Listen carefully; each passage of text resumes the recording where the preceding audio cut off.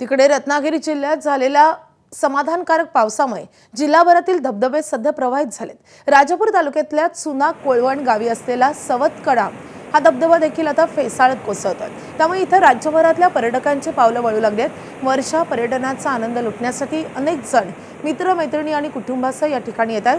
शांत आणि एकांत ठिकाणी असलेला हा धबधबा असल्यामुळे इथं येणाऱ्यांची संख्या दिवसेंदिवस वाढतीये।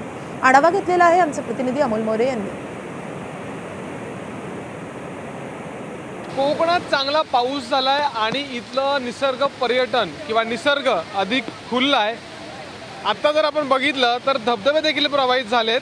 हा सवतकडा धबधबा आहे। ज्यावेळी तुम्ही अगदी कणकवलीच्या दिशेनं किंवा गोव्याच्या दिशेनं प्रवास करता मुंबईकडून किंवा रत्नागिरीकडून येताना मुंबई गोवा हायवेपासून, त्यावेळेला लांजा सोडल्यानंतर किंवा वाटूळ गाव सोडल्यानंतर ब्रिज सोडल्यानंतर तुम्हाला एक मंदरुळ तिठा लागतो आणि त्या तिठ्यापासूनच अगदी आतमध्ये साधारणपणे 3 ते 4 किलोमीटर अंतरावर त्या धबधबा आहे।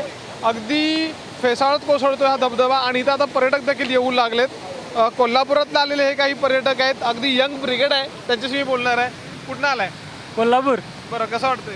मस्त वाटतंय, खूप छान वातावरण आहे, थंड पाणी वगैरे आहे आणि खूप छान वाटतंय। बरं, पुढचा प्लॅन कसा आहे? पुढचा प्लॅन आम्ही बरकी करून आलोय, आता जमलंच तर मार्लेश्वर वगैरे करायचा प्लॅन आहे। पावसाळा म्हणजे एक वेगळंच ती मजा असते पावसाळ्याची, त्यामुळे खूप मजा वाटते। आणि मुख्य गोष्ट म्हणजे जी स्वच्छता आहे ती बाळगणं गरजेचं आहे। फिरा, एन्जॉय करा, मस्ती करा, पण स्वतःसह कुटुंबाची आणि इतर आलेल्या आपल्या सख्या सोबत्यांची देखील काळजी घ्या। कॅमेरामन महबूब शेखसह अमोल मोरे, एबीपी माझा, रत्नागिरी। एबीपी माझा, उघडा डोळे बघा नीट।